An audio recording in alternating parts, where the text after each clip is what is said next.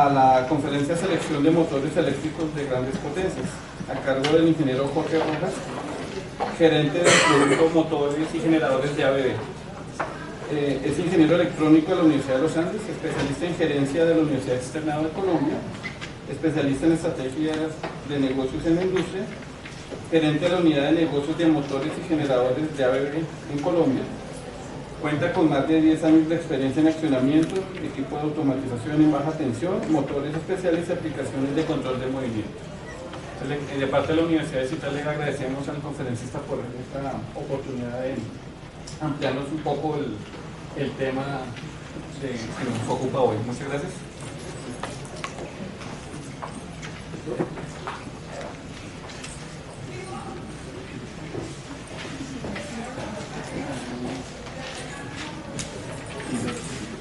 Sonido.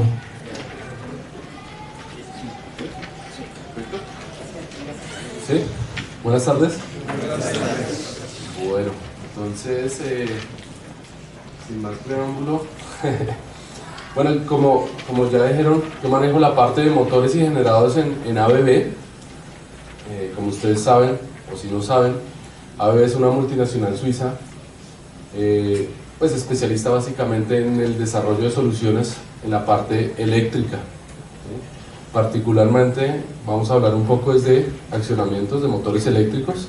Entonces vamos a hablar un poco de motores de media tensión, ¿sí? Pues no vamos a ondear mucho en los temas, sino vamos a hablar particularmente de lo que yo considero que es más importante en estos ámbitos, y vamos a tener o mencionar un poco de qué debo yo tener en cuenta cuando yo selecciono un equipo de estas características. En primera medida vamos a mostrar qué tipo de máquinas muy por encima tenemos, y vamos a centrarnos realmente en máquinas de inducción, que son las máquinas más usadas o con mayores aplicaciones, sobre todo en el ámbito en industria colombiana. Bueno, entonces cuando uno habla de máquinas de media tensión, normalmente habla de dos tipos cuando hablamos de inducción, que son máquinas de hierro fundido o máquinas de fundición, donde yo tengo o veo básicamente todo el cuerpo del motor en uno solo, se funde y se hace un solo cuerpo o parte del motor en uno solo. Y la otra gran familia que uno ve normalmente son los motores que llaman de modulares, ¿sí? Donde uno tiene el motor y básicamente está hecho en forma de módulos, normalmente para la parte de refrigeración con la parte de potencia.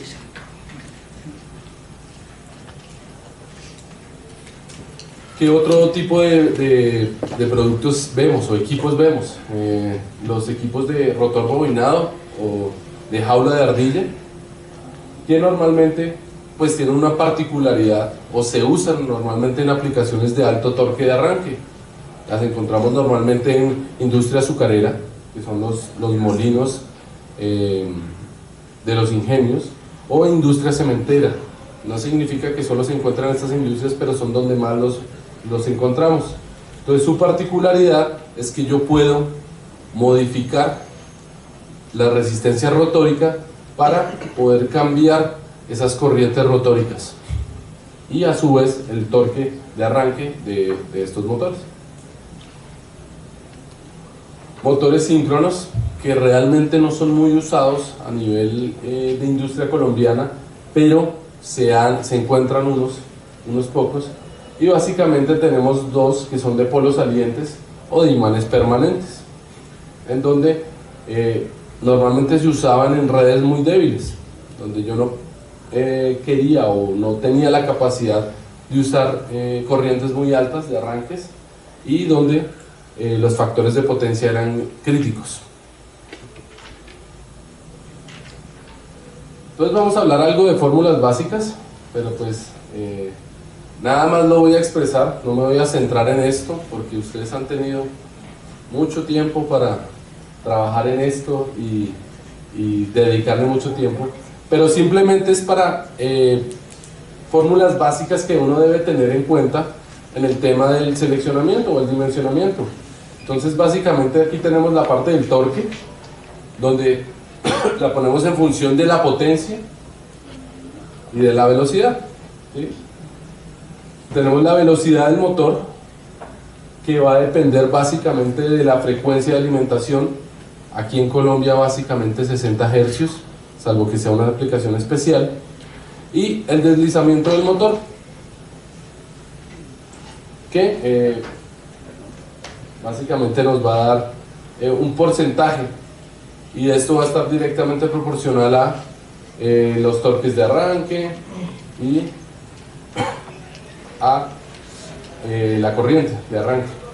Entonces estas son como las ecuaciones básicas.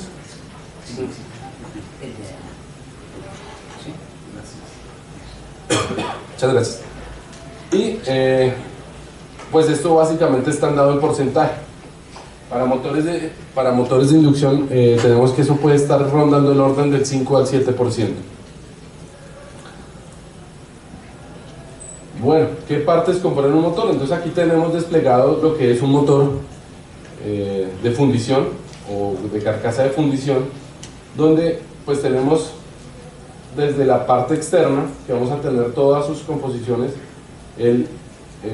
la carcasa, los escudos, toda la parte de apoyo de rodamientos, lo que tiene que ver con la parte de refrigeración, que es el ventilador anexo al equipo, la protección del mismo, la caja de conexiones de sus auxiliares, y la parte ya interna, que viene siendo el rotor con la jaula, eje y digamos que soportes para los rodamientos que vendrían en este punto.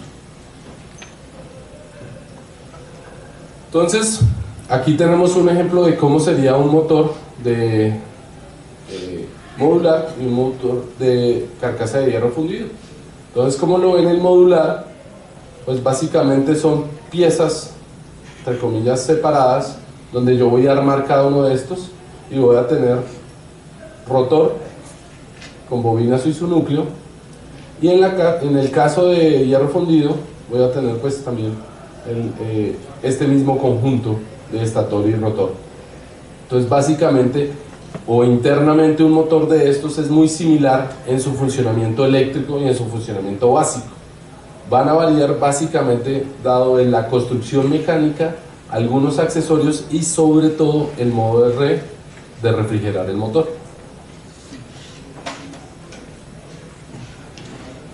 Entonces, ¿qué tenemos que tener uno o qué se debe tener en cuenta? Pues especificaciones generales, algo particular, las condiciones ambientales, tensión, frecuencia, velocidad del motor, la curva de torque, de carga versus velocidad, la inercia de la carga, la aplicación, el método de acoplamiento y finalmente algo de el método de arranque.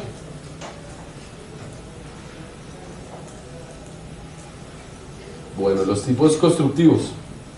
Entonces, como ustedes saben, básicamente los equipos eléctricos, en este caso las máquinas eléctricas, no son una excepción que manejan dos tipos de normas o son construidas bajo dos tipos de normas. En este caso, bajo norma IEC, que normalmente es norma europea, y bajo norma NEMA, que es una norma americana, ¿sí? Las dos grandes potencias. Entonces vamos a ir hablando de cada una de estas características, hablando un poquito de lo que se refiere a la norma IEC y un poco a lo que se refiere a la norma NEMA, tratando de conjugar las diferencias y cómo yo puedo, digamos que, o hacer una pequeña equivalencia, pese a que no existe una equivalencia real.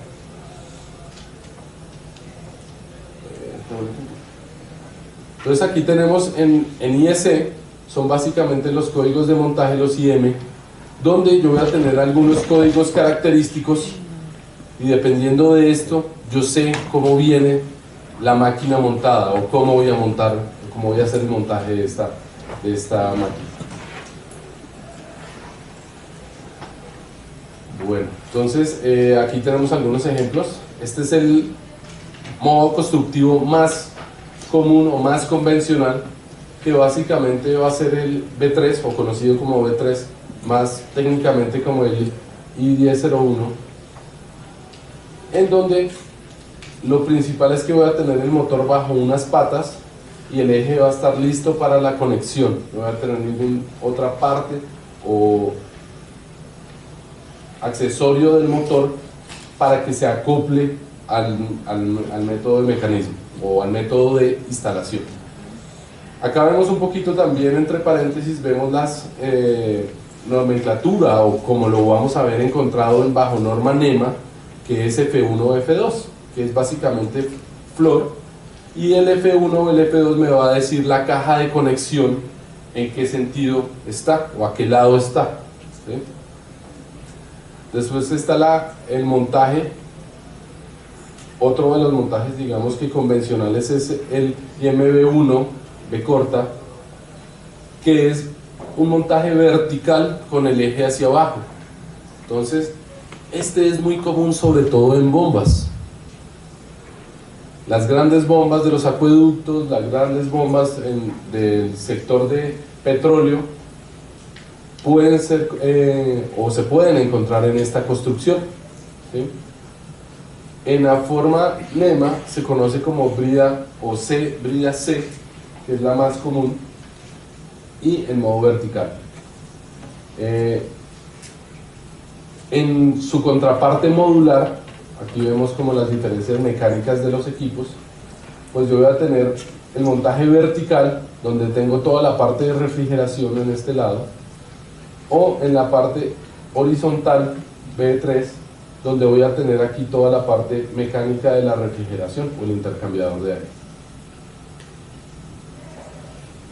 Acá nos entramos un poquito, no voy a ir en detalle, sino simplemente bajo la normativa IEC, cómo serían las diferentes posiciones o cómo podría yo montar los motores. Entonces, ¿por qué es importante esto? Porque cuando yo selecciono el motor, pues básicamente uno de los puntos importantes es cómo va a estar montado. Y hablamos que si son máquinas grandes, los pesos que yo voy a tener que tener en cuenta son bastante altos, ¿sí? Las máquinas más pequeñas pueden ser de 500 caballos, pueden pesar por el orden de 2-3 toneladas. Entonces pues ya se vuelve un peso importante para tener en cuenta cuando yo lo anclo a la aplicación. Acá una continuación. Importante, los modos constructivos con flanche, que empiezan, o el más común es el B5, donde yo no voy a tener patas, sino básicamente la aplicación va a estar anclada al motor con este flanche o brida. Y como el que ya vimos, el B corta 1 o el B3, serían en posiciones verticales. En NEMA, un poquitico más, tiene que ver es con una letra y un dígito. Entonces vamos a tener la letra F para los montajes que son a piso o flor, digamos que memotécnico americano, y el dígito nos va a decir es básicamente cómo va a venir ensamblado o la posición o la dirección, o en este caso realmente va a ser la caja de bornas. Entonces yo voy a tener F1 con la caja de bornas a la izquierda visto desde el eje, o F2 a la derecha visto desde el eje. El F3 vendría con la caja de bornas en la parte superior. Venimos también con unos montajes de pared o de wall, que son los W, donde yo voy a tener cada uno de sus, digamos que de sus variantes con respecto a dónde voy a poner el motor en la pared, ¿sí? Y también voy a tener también montajes verticales y horizontales, los horizontales y los verticales, dependiendo de cómo voy a tener dispuesto el eje del motor y la caja de conexiones. Los montajes C, que no son realmente muy comunes, pero es bueno saberlos, que son los montajes de techo. Básicamente voy a anclar el motor hacia el techo, si se puede decir, en una máquina, en una construcción de una máquina, lo que va a tener es que las patas van a estar ancladas hacia arriba o en la parte superior del motor. Listo, de esta forma. Los métodos de enfriamiento básicamente es bien importante porque, como cualquier equipo eléctrico, la vida va a depender de cómo yo lo refrigere, ¿sí? Entonces, en el modo IEC, básicamente voy a tener algunos códigos simplificados o, pues, dependiendo si uso todo el código completo. Pero básicamente lo que me van a decir es, o van a tener unos números o dígitos y algunas letras adicionales dependiendo si hay otro modo de refrigeración o una refrigeración secundaria.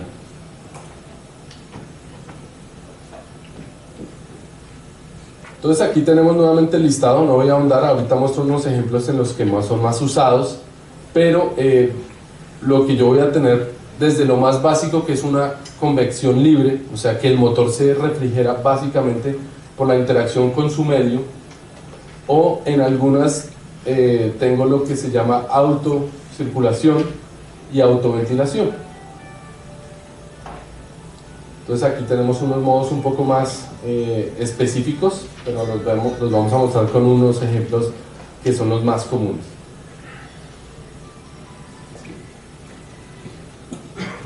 En el modo IP, que son los grados de protección, que son grados de protección mecánicos.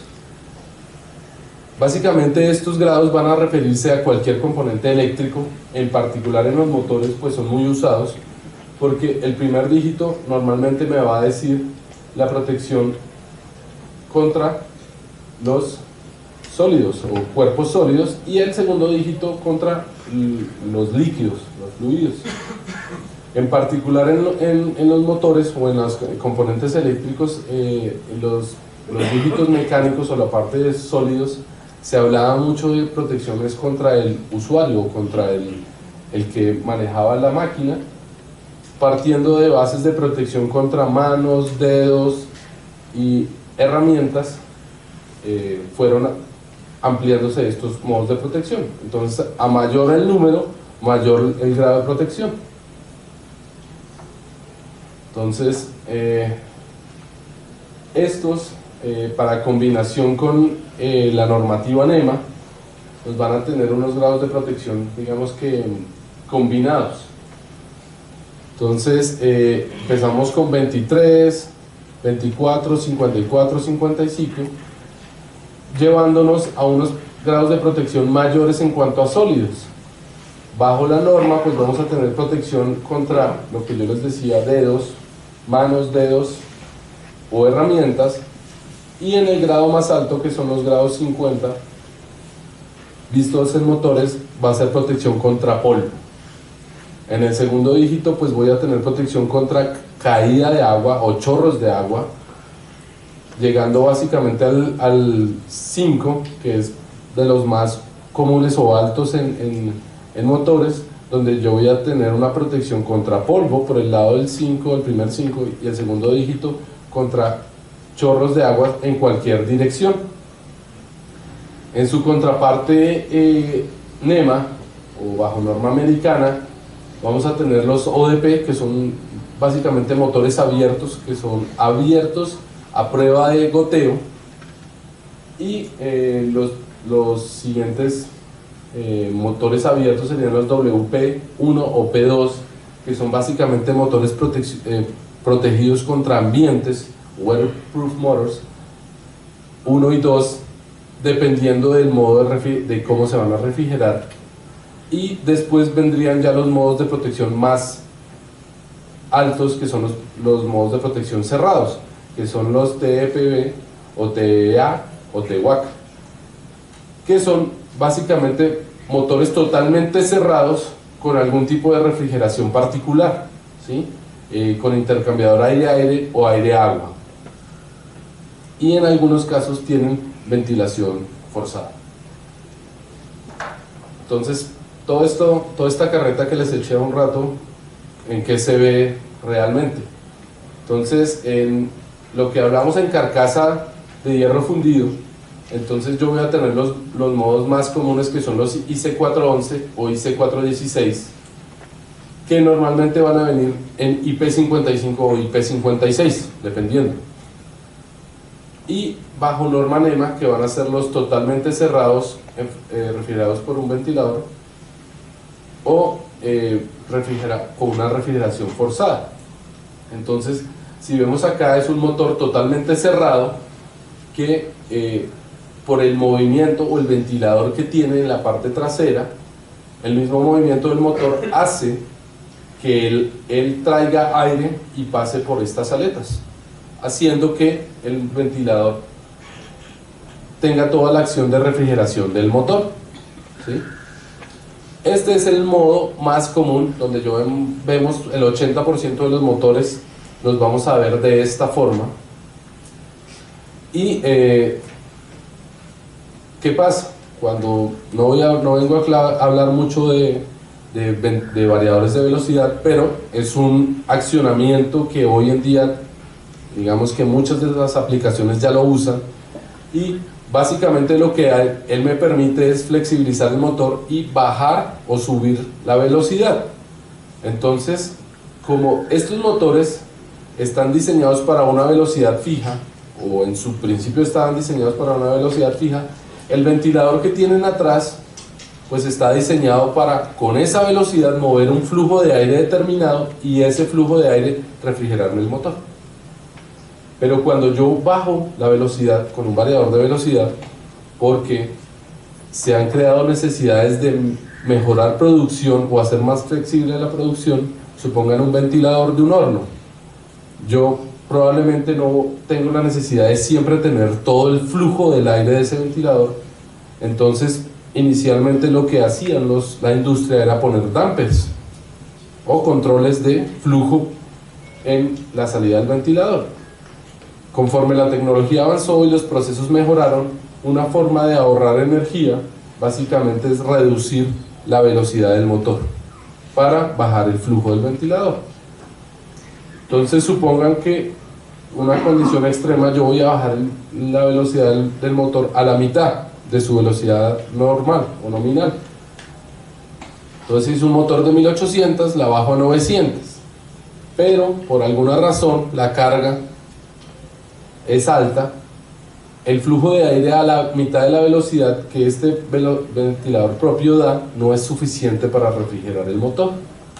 Entonces yo lo que tengo que hacer es poner algo que me mantenga el flujo de aire en la condición nominal o la condición de diseño. Entonces yo para eso pongo un ventilador pequeño acá forzado para que me inyecte siempre aire sin importar a la velocidad de que el motor se mueva. Y pues depende también de las condiciones mecánicas de instalación. Si yo tengo espacio, porque yo voy a requerir un espacio mínimo para que pueda tomar el aire, lo puedo poner en esta posición o en la posición superior, ¿sí? Donde este va a tomar el aire y lo va a inyectar finalmente dentro de las aletas del motor. Entonces estos son los dos más comunes del medio, que son autoventilados o con refrigeración forzada.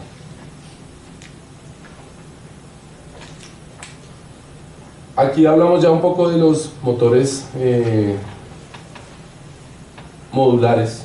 Entonces lo que vimos anteriormente normalmente se conoce o es muy aplicable tanto a motores de media como a motores de baja, pero cuando yo ya estoy hablando de motores de media tensión, ya tengo que involucrar un poco más la refrigeración.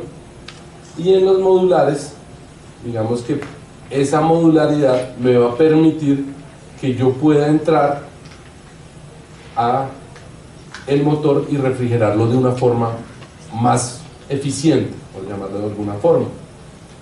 Entonces yo voy a tener el primero, donde voy a hacer un motor que va a ser prácticamente por convección, y simplemente el aire va a entrar y pasar a través del motor sin, digamos que forzarlo o hacerle un circuito de fluido de aire, sino que va a ser prácticamente una convección. En el segundo ejemplo, donde yo ya voy a tener un motor totalmente cerrado, un IP55, tengo las dos opciones más comunes, que yo voy a tener un intercambiador aire-aire o un intercambiador aire-agua. Entonces, ¿qué significa? Que los motores yo los puedo hacer más pequeños físicamente porque los estoy refrigerando de una manera más eficiente. Entonces, voy a tener aquí un intercambiador aire-aire donde simplemente yo voy a meter aire y van a haber una serie de filtros y va a haber un intercambio de aire-aire. En este caso yo voy a tener un circuito de agua, o sea que va a haber como una especie de radiador, si se puede decir, en el motor para refrigerarlo de una forma más eficiente. Cuando yo uso uno u otro, son condiciones de espacio y condiciones de instalación. ¿Por qué espacio? Porque obviamente cuando yo uso un equipo con refrigeración de agua, significa que voy a poder meter más potencia en un espacio más pequeño. O sea que si hay una aplicación donde en la industria no haya espacios suficientes, la opción será usar agua para reducir el espacio. Pero también va a depender de un circuito de agua, o sea que yo voy a tener en mi industria, en mi planta, instalado o una necesidad de un conducto de agua, un circuito de agua que me permita alimentar este motor en cuanto a condiciones de enfriamiento de agua. Cuando hablamos de los motores abiertos puramente, entonces normalmente se manejan IPs un poco bajos, porque lógicamente es un motor que yo voy a tener acceso.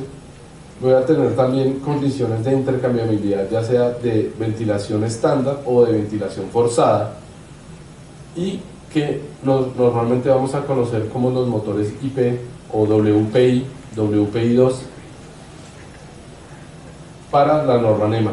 Entonces estos son motores abiertos. También viene la pregunta, ¿cuándo uso abiertos y cuándo cerrados?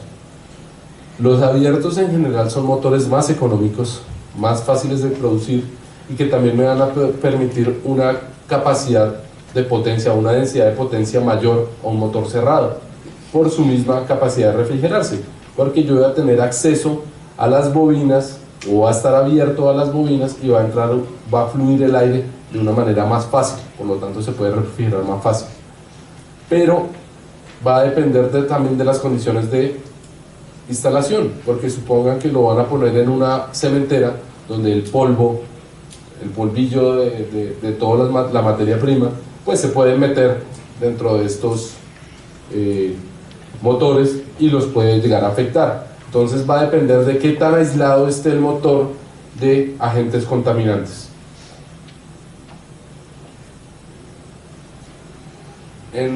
Ya en los equipos cerrados vamos a tener también las dos opciones con varias refrigeraciones, ¿sí? Con el intercambiador aquí aire-aire, y vamos a tener los códigos diferentes. Entonces aquí tenemos el código IC 611 que hablamos en un principio, que básicamente son motores con intercambiador aire-aire pero sin refrigeración forzada, o sea que por los mismos movimientos del motor él va a tener unos ventiladores que van a hacer el movimiento del aire. En las condiciones 616, que es esta, voy a tener un ventilador o un motoventilador externo al motor principal que me va a impulsar ese aire durante todo este circuito de refrigeración. Y en la 666 básicamente lo que hago es mejorar esa refrigeración por medio de mayores de mayor ventilación forzada. En este caso se aplican tanto en la entrada del motor como en la parte del filtro. Con el intercambiador agua-agua, aire-agua, es algo similar, sino que acá ya incluimos la refrigeración por agua. Entonces vamos a tener un solo circuito donde él prácticamente va a funcionar autónomo, y algunos circuitos donde yo voy a poner un motor que me va a hacer esa refrigeración del circuito de intercambio.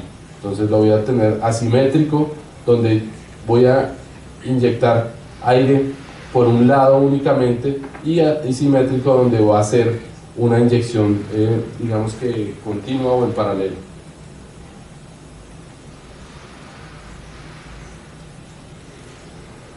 a arranque en directo. Entonces, esto es otro tema que hay que tener en cuenta, sobre todo cuando estamos hablando en máquinas de media tensión. ¿Por qué? Porque si vemos acá, tenemos aquí la gráfica de corrientes y torque, el torque de arranque, el torque de la carga. Entonces, nada más se pone para simular. Pero yo voy a tener un tema crítico que son las corrientes de arranque. Entonces, si estamos hablando de un motor que puede ser de 2000, 3000 caballos, con corrientes nominales de 300, 400 amperios o un poco más, con tensiones nominales de 6 kilovoltios, pues el transformador que me esté alimentando este motor tiene que ser muy robusto para soportarme 6 o 7 veces la corriente. ¿La corriente de arranque cuánto? Puede ser de 300 amperios, 400 amperios. Por lo tanto, es bien importante tener en cuenta la instalación eléctrica aguas arriba del motor. Si el transformador me puede o tiene la capacidad de soportar estas corrientes transitorias de esta magnitud. Nuevamente, también la corriente es diseñada de acuerdo a las necesidades de torque. Normalmente cuando se suministra un equipo de estas características, se pide normalmente la curva de carga para tener en cuenta las posibles corrientes de arranque, porque la idea es minimizar estas corrientes cumpliendo o teniendo en cuenta que pueda moverme la carga que quiero mover. Acá tenemos, por ejemplo, un arranque en directo con un triturador. Entonces tenemos una simulación de una posible carga o curva de carga, y cuáles serían los comportamientos de las torques primero y de las corrientes en ese nivel. Entonces lo que yo hago básicamente es ponerlo a un 90% o a un 100% para una simulación. Entonces básicamente lo que me va a decir acá es, cuando yo uso un triturador, pues obviamente las corrientes van a durar un tiempo bastante, digamos que largo, y los torques de arranque van a ser mayores y de sostenimiento. ¿Sí?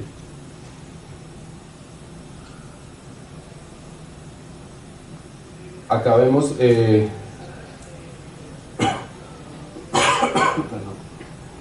con unos torques de arranque de carga de un 150%, cómo cambian estos torques del motor y cómo van a durar durante, digamos que, el arranque estas corrientes, lo cual se vuelve bastante crítico para aplicaciones muy fuertes, como trituradores, porque si vemos un triturador, hablemos de la cementera, normalmente es la primera máquina que va a estar en la entrada de materia prima, que van a ser grandes rocas y van a empezar a triturar todo esto, y cuando existe un atascamiento, pues van a haber sobretorques de arranque bastante altos, que cuando el motor no está bien dimensionado puede que se quede corto y vaya a haber una sobrecarga y un posible daño del mismo. ¿Qué tenemos cuando yo trabajo con lo que hablábamos con variador de velocidad? Entonces volvemos un poco antes a los métodos de refrigeración. Tenemos el IC411, que es autoventilado, entonces donde yo voy a tener una cargabilidad durante su rango de velocidad menor o inferior al torque nominal. ¿Por qué hablo yo de esto? Porque siempre que cuando nos ofrecen variadores de velocidad o dicen el variador de velocidad es una panacea, pues lo puede ser, pero hay cosas que tener en cuenta. ¿Por qué? Porque pese a que el variador es capaz de entregarme un torque nominal durante el rango inferior a la velocidad nominal del motor, porque dicen que es una zona de torque constante, el motor, por su refrigeración, puede que no. Puede que el motor, si yo lo mantengo a un rango de bajas velocidades, me pueda ofrecer desde un 70 a un 100%. Esto es un estimado porque va a depender de cada motor, pero en general se comportan de esta manera. O sea, ¿qué significa?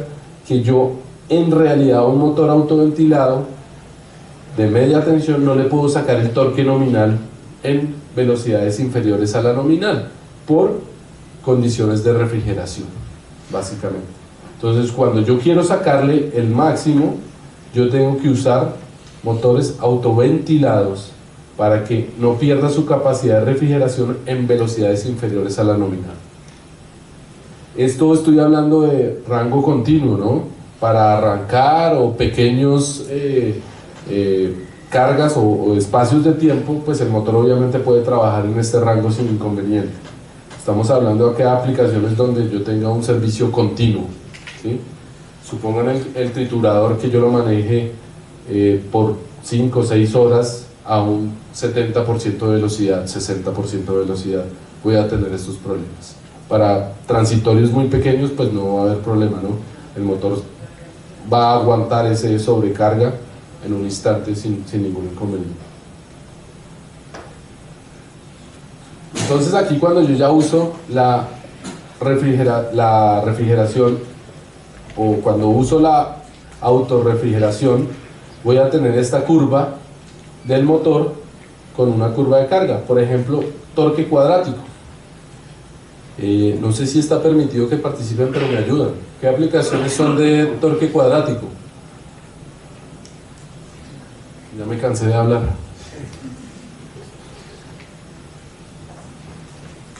Ah, nos metimos al salón que no era. ¿No? ¿Corchados? ¿Cuáles son las aplicaciones de torque cuadrático? ¿No? ¿Ni una? ¿Uno en el parcial?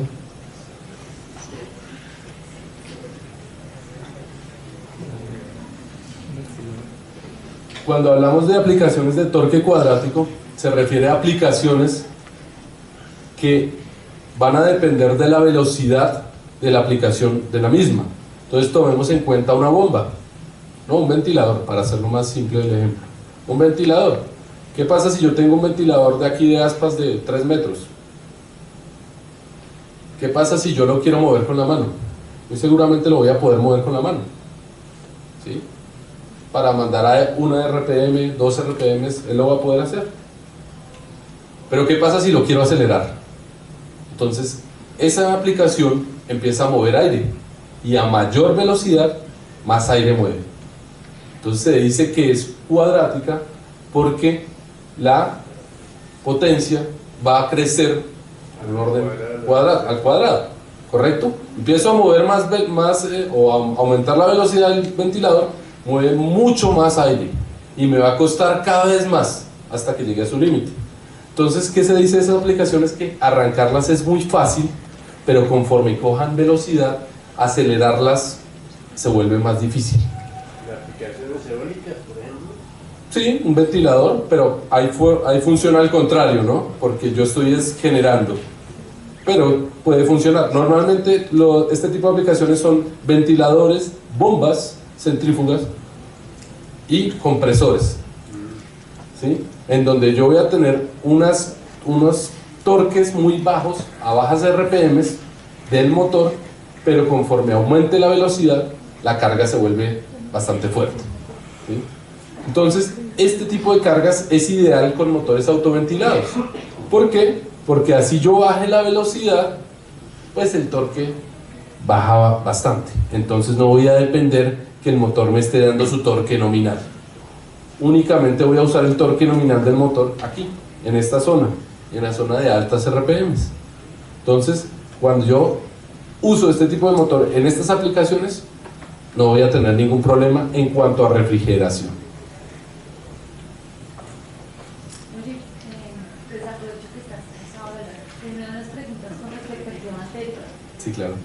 Tú decías que están, bueno, los que vienen como encapsulados y los que están listos. ¿Que son abiertos o cerrados? Yo tengo una pregunta.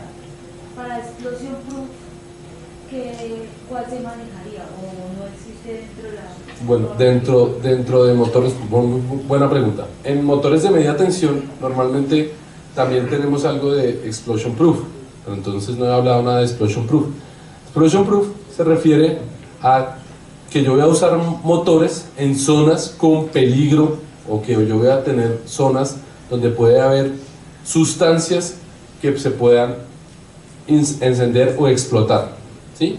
Que esto era muy usado sobre todo en zonas de petróleo, o es muy usado, a pesar de que la industria esté en la baja, siguen siendo zonas, porque la industria esté a la baja, las zonas siguen siendo a prueba de explosión. Entonces son donde yo voy a tener acetilenos o gases peligrosos. El motor tiene que estar diseñado para que, pese a cualquier falla, la chispa o la explosión que pueda tener la falla no salga del encapsulado del motor. Entonces, como este motor va a tener unas aplicaciones un poco más fuertes o requerimientos más fuertes, no pueden ser motores abiertos, tienen que ser motores totalmente cerrados, ¿sí? Entonces, ¿qué adicionales tiene, aparte de que tiene que ser totalmente cerrado? La caja de conexiones y digamos que el encaste de los motores es más fuerte, ¿sí? Y van a estar diseñados bajo una norma. Nuevamente hay una norma americana y una norma europea.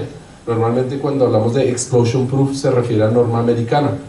¿Por qué? Porque nosotros aquí en Colombia todo lo de petróleo lo trabajamos con norma NEMA, o el 99%.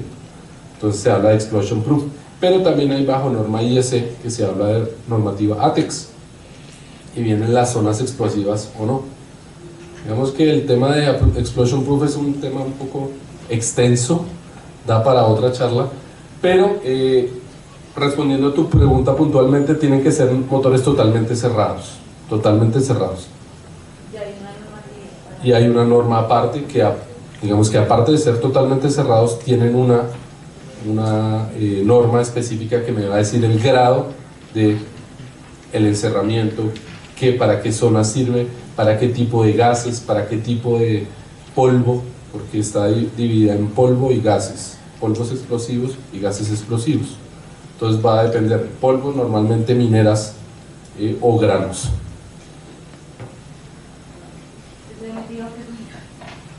Pues veremos que dependiendo del movimiento del propio motor, se puede autoventilar algo así. ¿Esos motores manejarían sensores de vibración? Ahorita vamos a hablar de toda la sensórica, más adelante. Lo mismo de las unidades de mantenimiento. Entonces vamos a hablar un poquito de accesorios, que son los sensores de protección, ya sea vibración o temperatura. Entonces terminamos ventilación y vamos allá, ¿vale? Listo.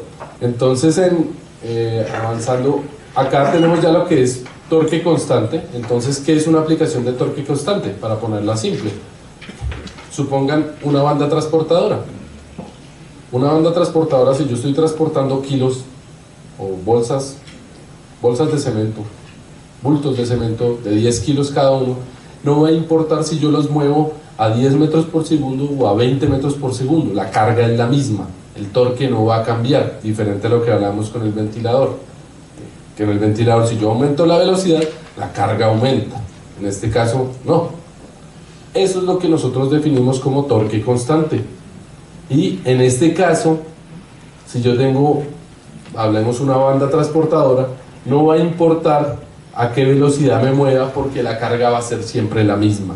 Entonces, si yo lo dimensioné para la velocidad nominal, yo voy a tener problemas acá en este punto. Cuando baje las RPMs del motor, estoy hablando que estoy trabajando aquí con variador de velocidad siempre, ¿no?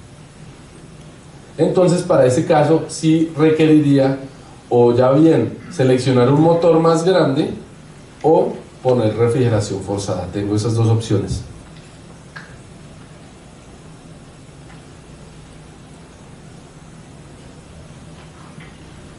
Entonces aquí era lo que yo les decía, que yo voy a tener un rango de velocidad no permitida en forma continua, porque obviamente ustedes van a decir, pero venga, ¿cómo hago para yo arrancar y saltarme esto?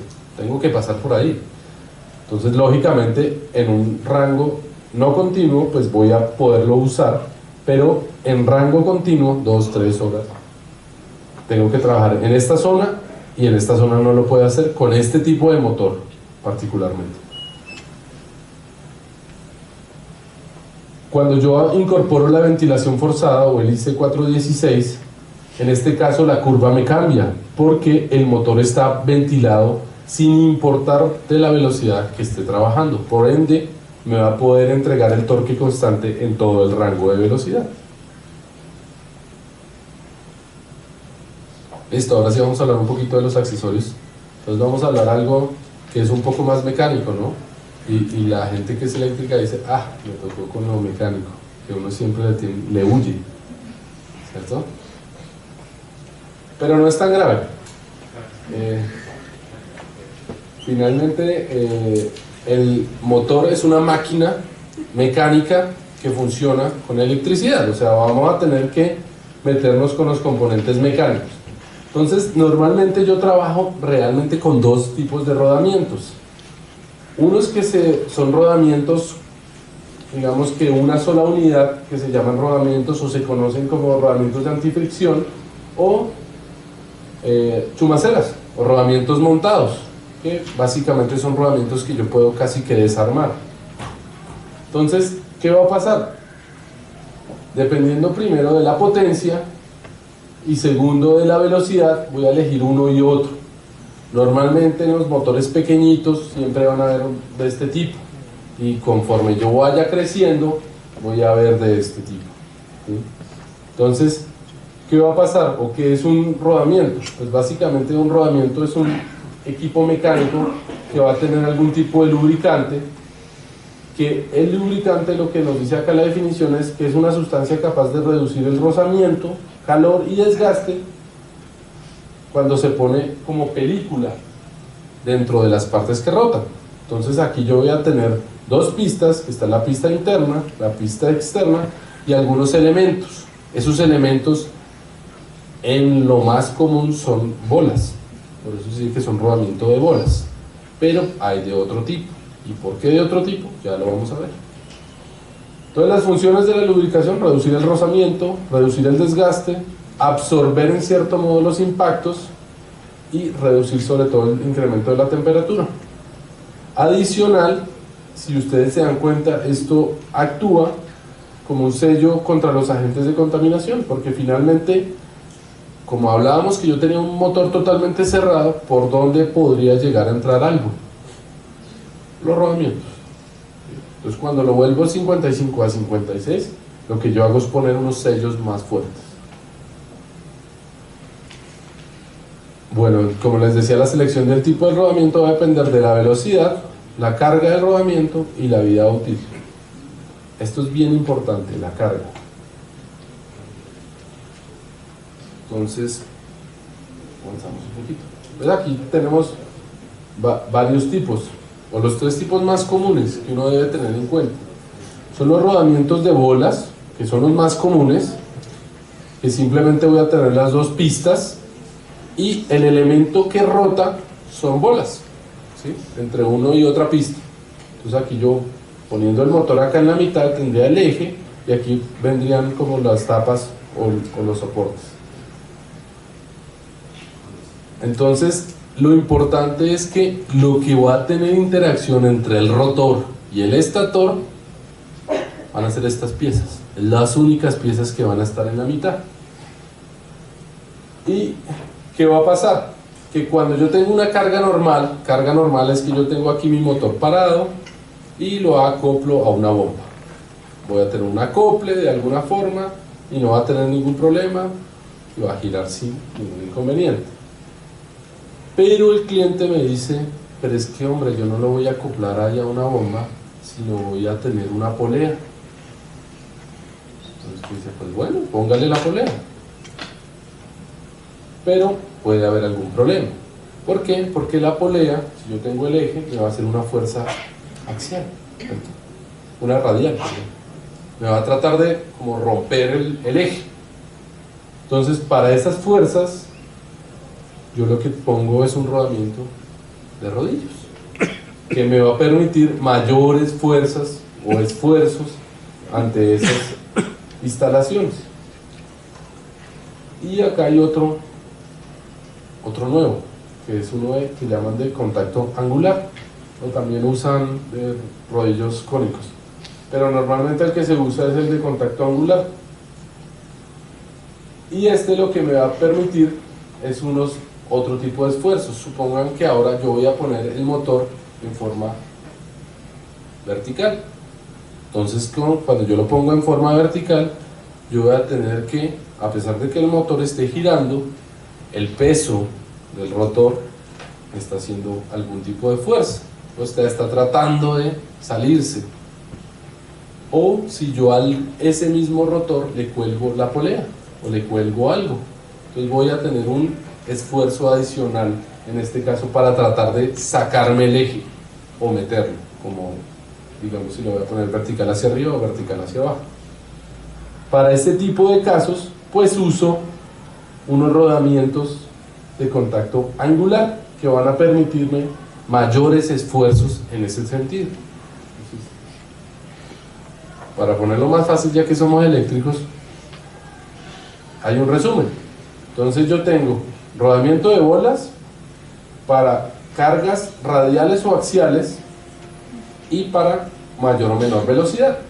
Este es el cuadrito que después de horas y horas de estudio saca uno como resumen, que siempre sirve, ¿no? Entonces yo voy a tener que los rodamientos de bolas normalmente son conocidos como los 60 y algo, 63 algo, que van a depender del diámetro del eje. Tienen buen comportamiento en fuerzas radiales, un comportamiento malo en fuerzas axiales o cargabilidad axial, y un buen comportamiento a altas velocidades, ¿sí? El rodamiento de rodillos va a tener muy buen comportamiento en fuerzas radiales, muy bajo o mala o casi mínimo comportamiento en fuerzas axiales, o sea, tratar de sacar el eje, y tienen un muy buen comportamiento en velocidad. Los de contacto angular, bajo comportamiento en fuerzas radiales, muy buen comportamiento en fuerzas axiales y bueno ante velocidad. Y los de rodillos esféricos van a tener realmente un muy buen comportamiento en fuerzas axiales, pero no muy bueno en los demás, en velocidad y en radial. Entonces, ¿qué significa esto? Que cuando, dependiendo de la carga, yo tengo que hacer la combinación que mejor me funcione. ¿Por qué combinación? Porque recuerden que yo voy a tener dos juegos de rodamientos, uno en el lado del acople y uno en el lado del ventilador o el lado del no acople. Entonces, dependiendo, si yo por ejemplo tengo un motor que voy a montar en forma vertical, pues puedo poner en la parte del acople uno de bolas, pero en la parte del no acople, en la parte de arriba, para que me soporte el peso del rotor, uno de contacto angular. Y voy haciendo, o puedo llegar a hacer las mezclas. ¿Cómo lo sé? Pues dependiendo del tamaño del motor, yo puedo poner los tamaños de los rodamientos y le voy a decir al fabricante del motor: señor, yo tengo una carga axial de tanto y una carga radial de tanto, el montaje va a ser de esta o esta forma.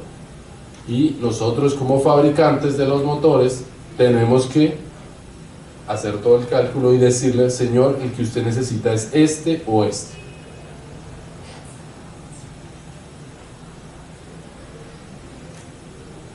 Las chumaceras, que es el rodamiento montado. Entonces, estos parten del principio de lubricación hidrodinámica. ¿Y qué se refiere a esto?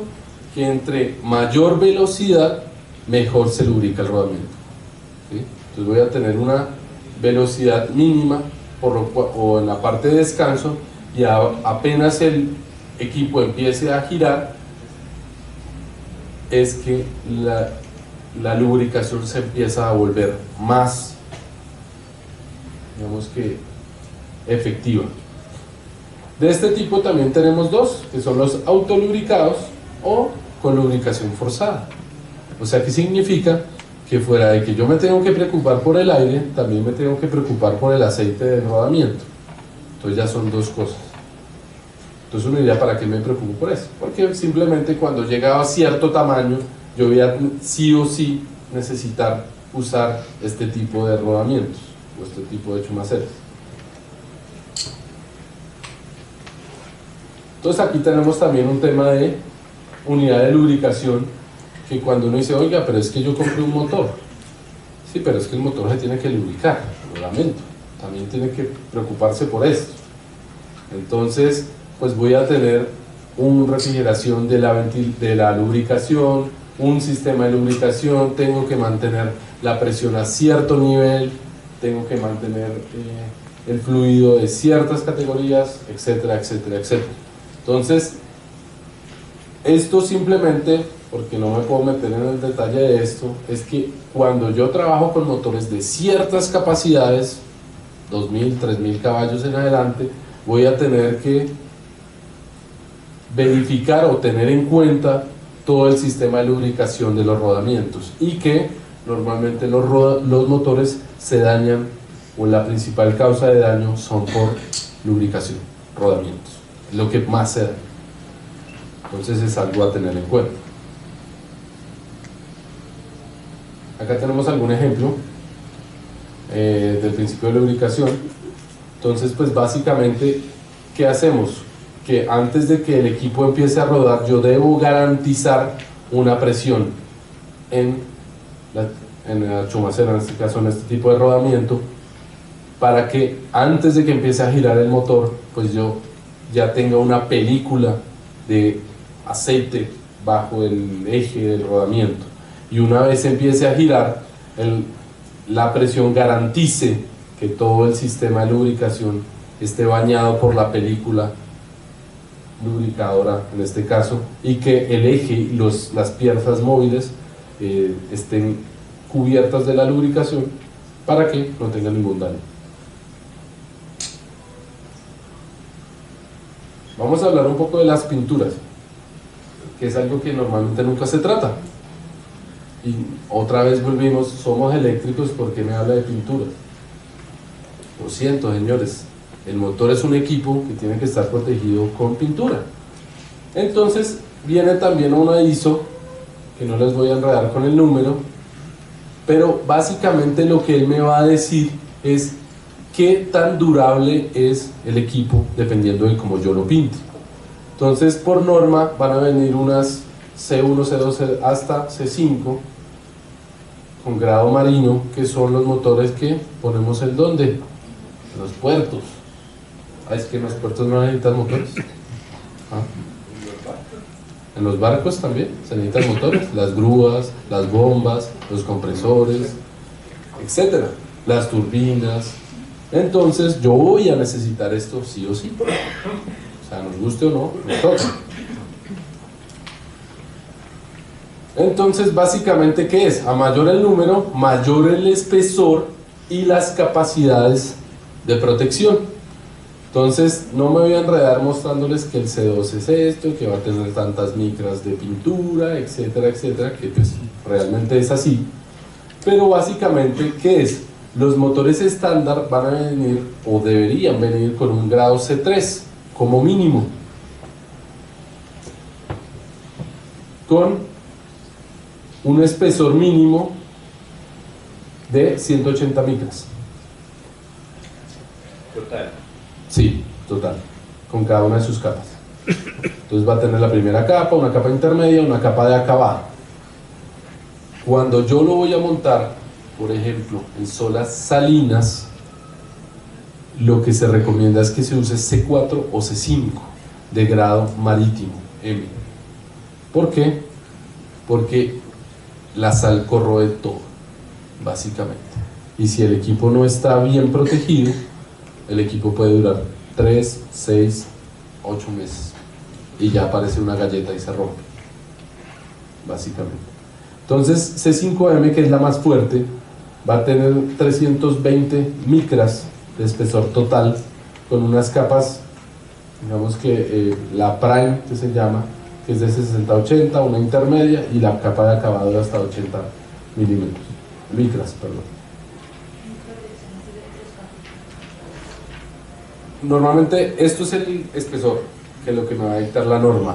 Normalmente la pintura es electrostática, lo que me va a proteger es esto, es para polvo, que no se adhiera, o que el que se adhiere no quede permeado en la pintura y me pueda llegar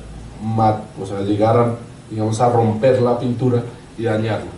Básicamente es más técnicas de pintura.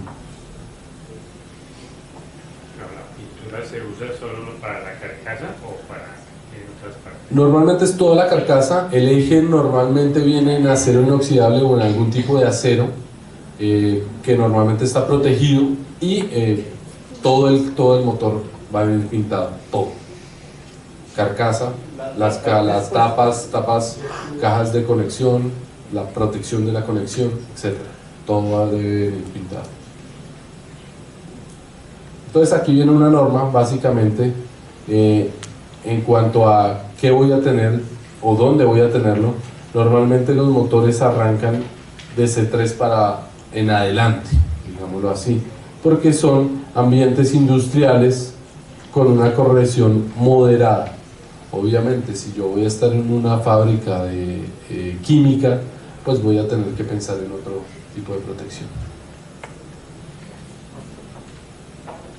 La altitud.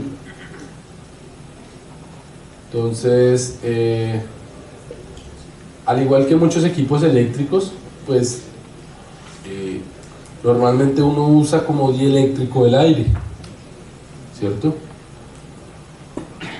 En los motores el aire no es una excepción, se usa como dieléctrico en algunas partes y adicionalmente o como propiedad del aire, a medida que yo subo en altitud, pues esas capacidades se van perdiendo o van bajando. Entonces, una fortaleza eléctrica del aire es aproximadamente de 3 kilovoltios por milímetro para alturas menores de 500 metros. Como les decía, a medida que voy subiendo, estas capacidades pues van decreciendo. Entonces, yo siempre en un motor tengo que indicar en dónde lo voy a instalar, sobre todo en motores grandes, o en motores grandes se va volviendo más crítico.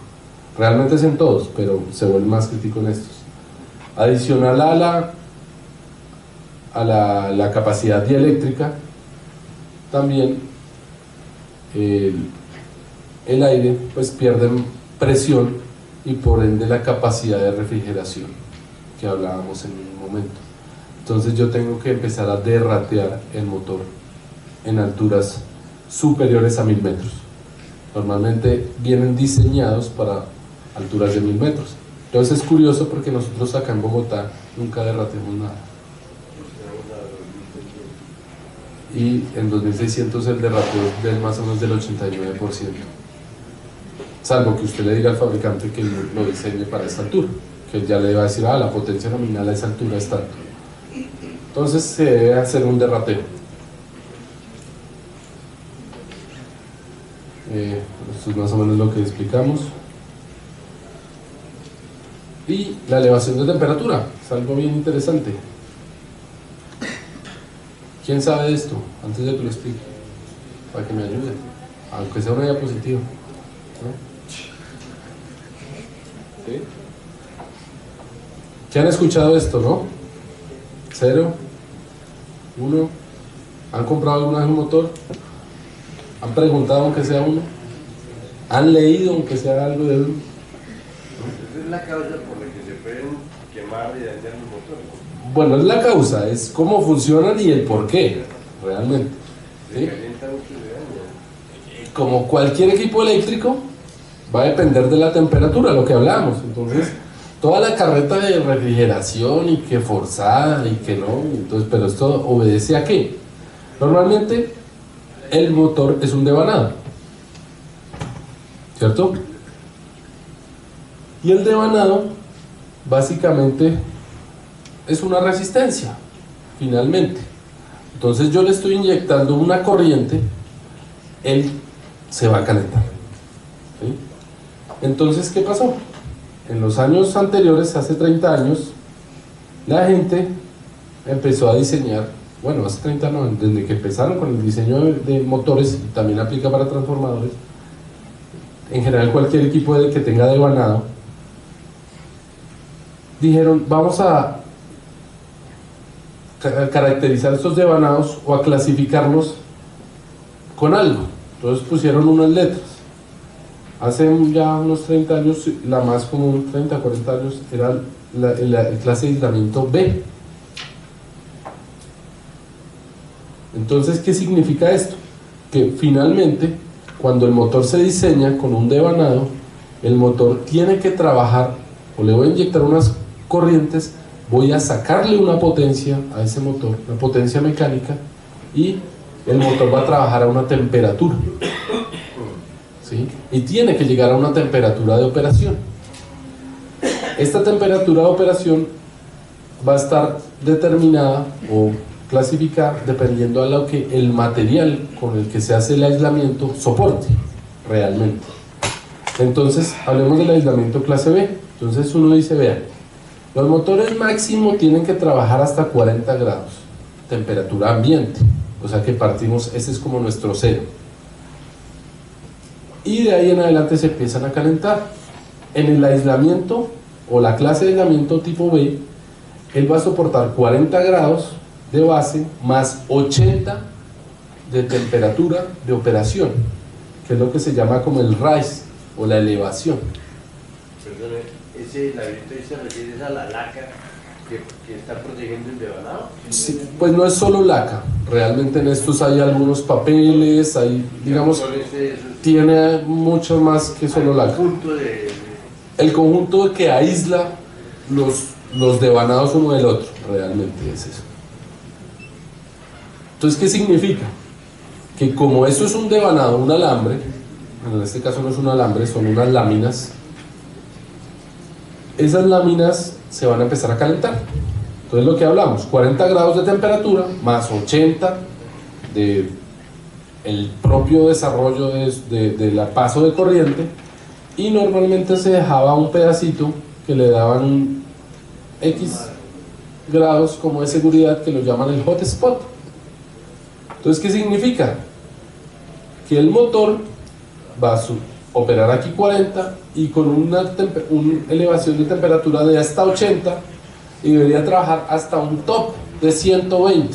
Lógicamente por diseño pues no se pone hasta el límite, ¿no? Pero en la teoría llegaría hasta 120 y se le dejaban 10 graditos como de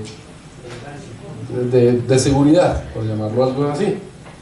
Entonces este motor me podía dar 1000 caballos y trabajaba hasta 120 grados de operación, ¿sí?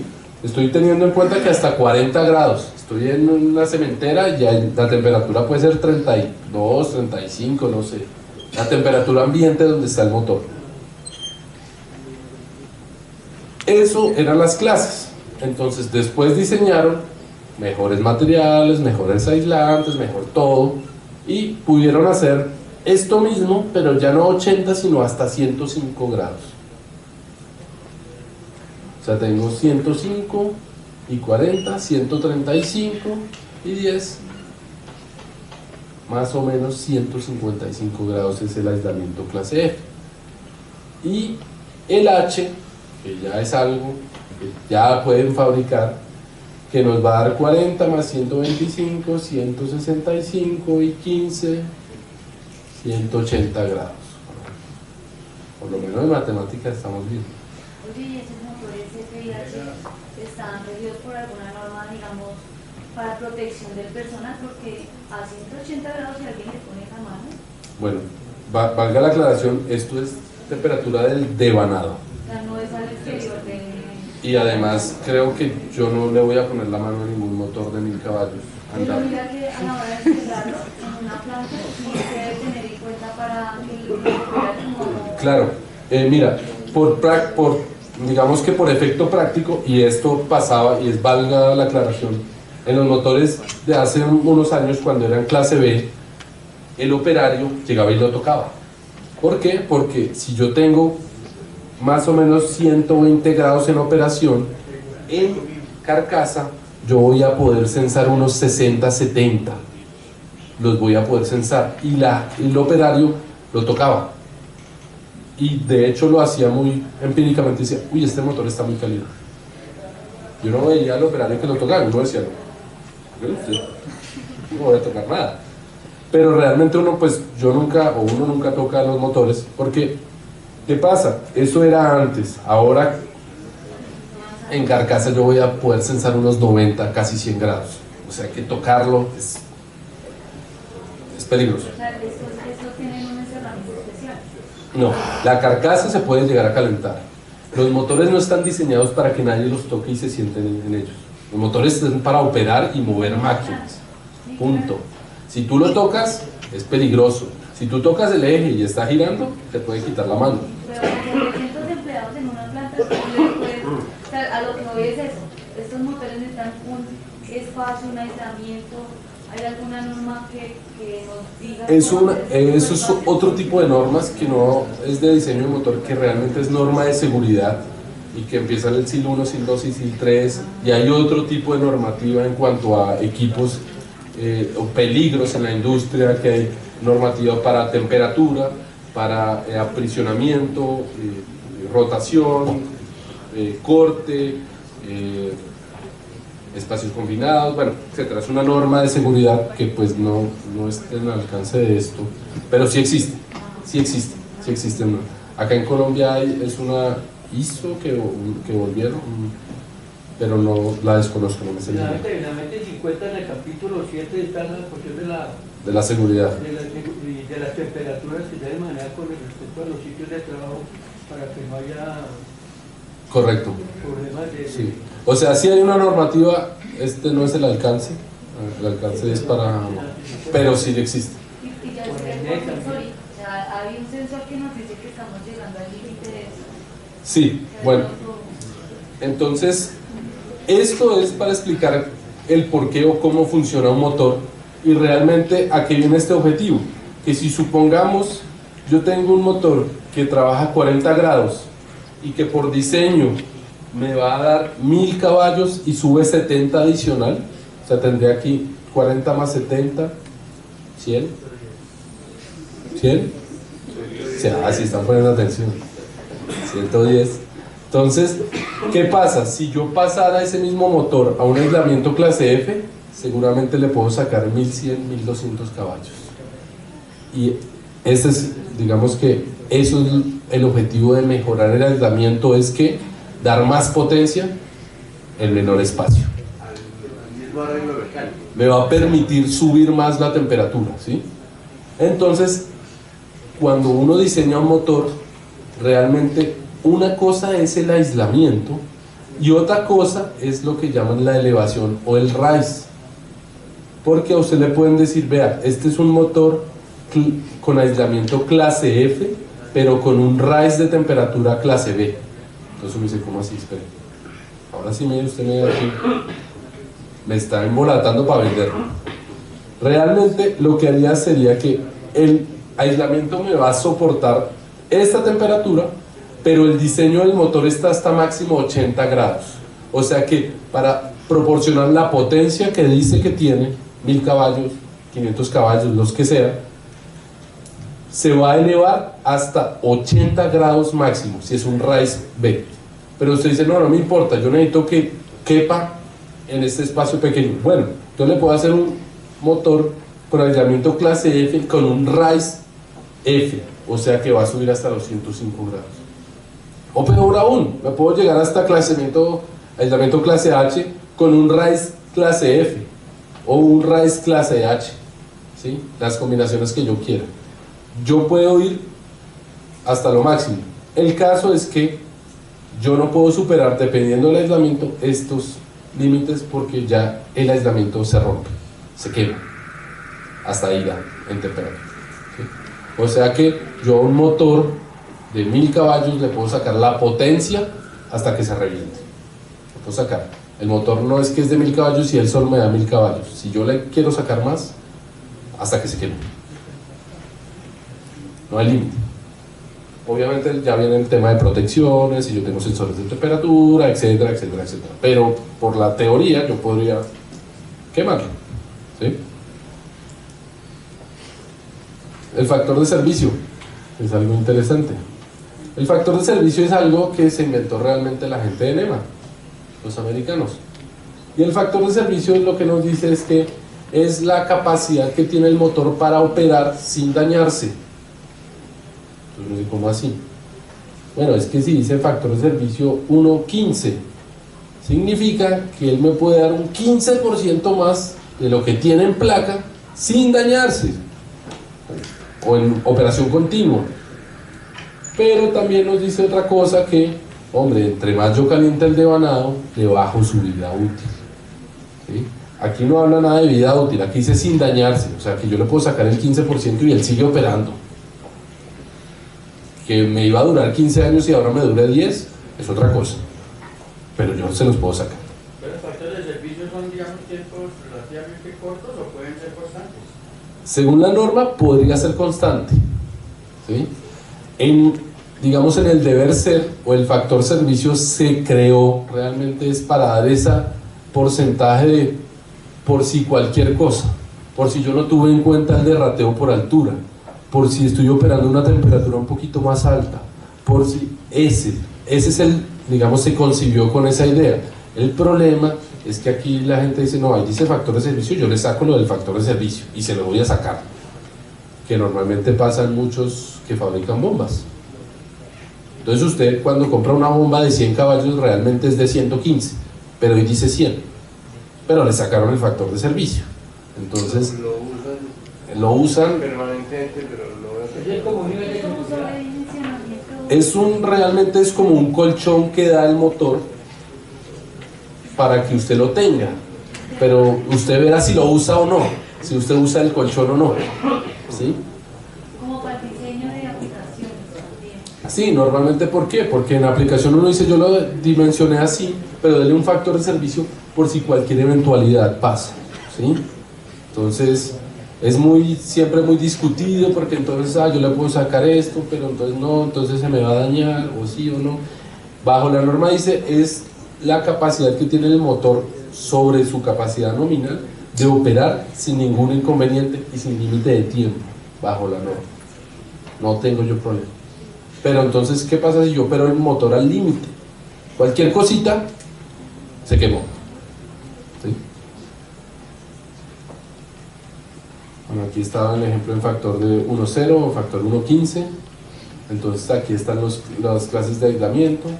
¿Por qué? Porque entonces yo puedo usar el motor, como yo les decía, un motor aislamiento clase F en un RAIS B, y si lo uso en factor de servicio va a estar operando en RAIS F. El motor va a poder seguir operando, no se va a quemar, pero estoy usando más de lo que se debería usar. Una pregunta, dependiendo del factor de servicio, ¿es el mismo porcentaje que uno le quita al raíz de Normalmente sí. la Entonces, clase? sí, nos volvemos otro. Eso. Entonces, ¿qué pasa? Supongamos el motor está diseñado acá, en este punto, en un clase F, RAIS B, o sea, va a trabajar en este punto, con factor de servicio 1.0. Entonces él dice, bueno, yo le entrego el 1.15. El 1.15 significaría subir de acá, o sea que ya no es un RAIS B, sino es un RAIS F. No se va a quemar, no se va a dañar, puede seguir operando, pero lo estoy operando más caliente. ¿Sí? Entonces, a la larga, le bajo la vida útil. Digamos, una bomba sumergible. Es cierto que si yo le tengo el aceite dieléctrico, Ajá. eso me va a subir el raíz y puedo operarlo a mayor potencia. Bueno, una bomba sumergible, para que todos sepamos, una bomba sumergible es un motor que funciona, como su nombre lo dice, sumergido, y normalmente se usa algún tipo de aceite, ¿sí? Y son aplicaciones que son bombas que están a 500, 800 o hasta 1000 metros sumergidas. Y el único refrigerante es el aceite, en este caso, para esta pregunta. Entonces, ¿qué pasa? Realmente, si la bomba está diseñada sumergida y que está diseñada para tener un RAIS, ¿qué? ¿Sí? O sea, digamos, la placa del motor me dice que es una clase F. Dice es un clase F. Sí. En la placa no te va a decir el RAIS, pero en el diseño te va a decir, vea, si usted es un RAIS B. Si está diseñado así, con aceite, no va a tener problema. Si tú le cambias algo para que se refrigere más, lo que tú estás haciendo es, por decir, bajando la temperatura ambiente. Realmente eso es lo que estás haciendo, jugando con la temperatura ambiente. Entonces puede que lo puedes llegar a bajar. Ahí tocaría ver es qué temperatura estás usando, ¿sí? El aceite a qué temperatura está.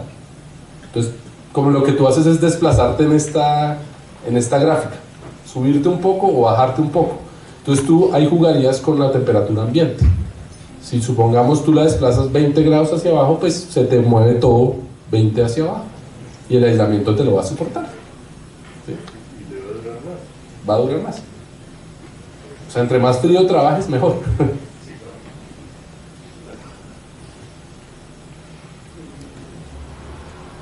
Bueno, ahora sí un poquito respondiendo esto, los accesorios más comunes. Entonces, bueno, aquí está un motorcito nuestro. Ya ven, pero bueno. Yo pedí otra foto. Pero bueno. Normalmente uno en máquinas grandes que usa. No es que exista una norma o que usted tiene que ponerle esto o lo otro, no. Es que cuando uno habla de motores, por ejemplo, de 1000 caballos, 2000 caballos, pues son ya motores que cuestan, digamos que su platica, $100.000, $150.000. Entonces, pues si yo tengo invertido $100.000 en un molino, pues lo mínimo que yo haría sería cuidarlo, para que me dure un poquito más, ¿cierto? Sería lo lógico, pero no existe ninguna norma. O sea, esto es a libre selección del cliente o del usuario. No hay, digamos, no, porque el fabricante hace lo que el usuario quiere. Si el usuario dice, yo quiero que le ponga 5 sensores, yo se los pongo. ¿Usted va a pagar los sensores? Sí, yo se los pongo. Como todo. ¿Qué es lo que más se usa normalmente? Uno, PT100. ¿Qué son PT100? Son termistores, son sensores de temperatura que normalmente se usan 2 por fase, 1 por fase o 2 por fase, o sea, traería 6 o 3, dependiendo de lo que quiera. Entonces yo como fabricante le digo, ¿usted cliente qué quiere? No, póngame 3 por fase. Ok, yo le pongo 3 por fase, 2 por fase, 1 por fase, lo que usted quiera. Finalmente usted es el cliente, ¿cierto? Entonces, ¿qué hace esto finalmente? Son unos sensores que van en toda la fase y me van a monitorear la fase. Finalmente él va a salir, como es una PT100, es un sensor que va cambiando su resistencia con respecto a la temperatura.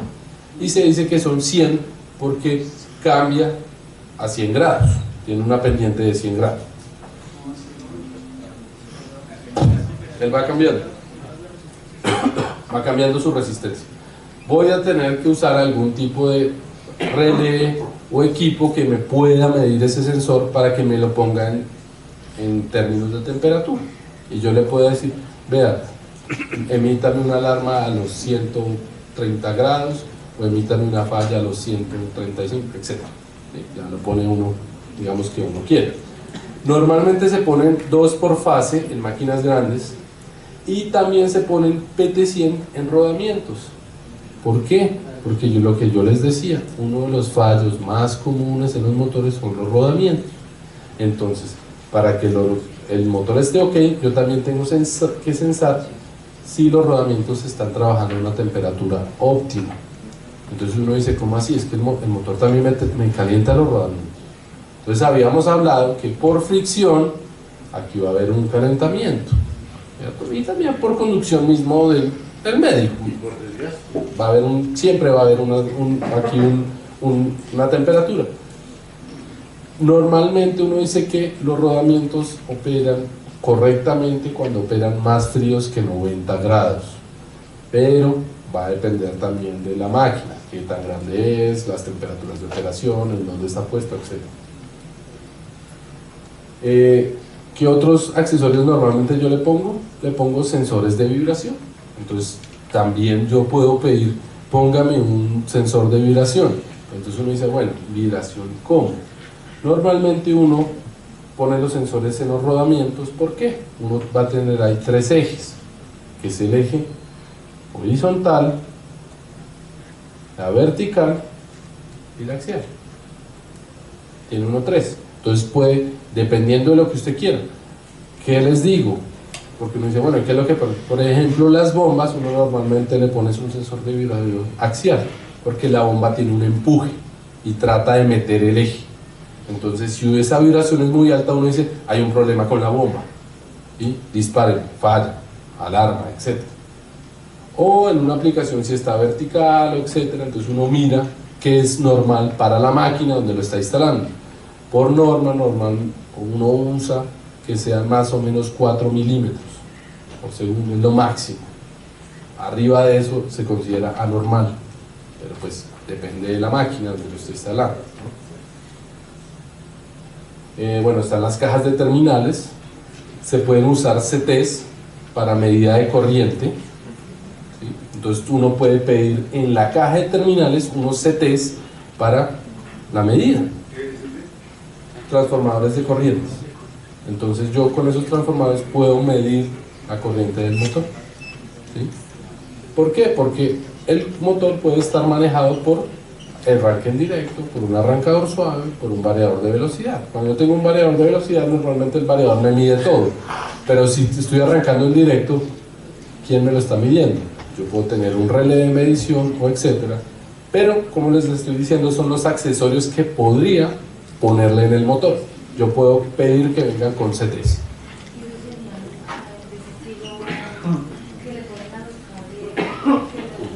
Un CT que... Correcto. Y obviamente con una medida particular, unas precisiones particulares, etcétera, etcétera. Entonces la idea del CT es medir la corriente, no más. ¿Corriente? Sí. Normalmente se usa. Los arresters o los capacitores que se usan en combinación, que básicamente es para minimizar los picos, los transientes, los picos de tensión en el equipo, ¿sí? Obviamente el motor, dependiendo de la tensión a la que yo lo pida, va a tener un aislamiento particular, ¿no? Si por ejemplo es de 6.6 kilovoltios, pues va a tener un aislamiento más o menos hasta 10, pero pueden haber transientes de mucha mayor tensión, dependiendo en la red en donde esté instalado, ¿no? Entonces la corriente aumentaría al deteriorarse los aislamientos. No, la corriente no.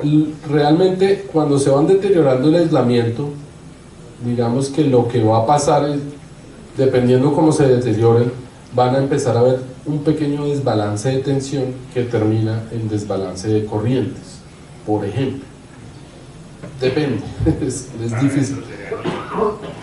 No, los CTs tú a veces es para monitoreo de corriente. Entonces tú dices, si las corrientes están balanceadas, por lo menos el motor está ok, ¿sí? Por lo menos, ¿sí? O que por ejemplo por alguna falla del sistema quede en dos fases. Entonces tú inmediatamente es una alarma, oiga, este motor quedó en dos fases. Y tienes que disparar y hacer algún grado de protección para el motor. Se usan también resistencias calefactoras. ¿Para qué se puede llegar a usar eso?